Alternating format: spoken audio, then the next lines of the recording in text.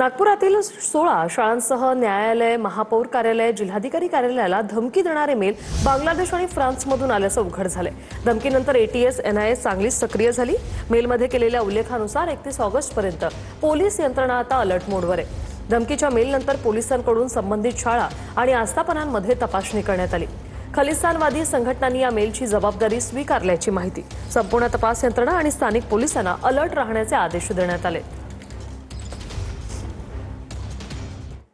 परभणीत बीएलओला 2000ची लाच घेताना एसीबीने रंगेहात पकडलेले आहे। मतदार यादीत नाव समाविष्ट करण्यासाठी लाच मागितल्याचा आरोप आहे। परभणी शहरातील बालाजी भोजनालय या स्टेशन रोड परिसरातील घटना।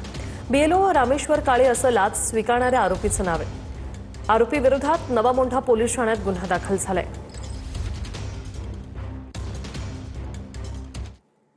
धाराशिवच्या कळंब नगर परिषदेत भाजपचा महाविकास आघाडीला धक्का।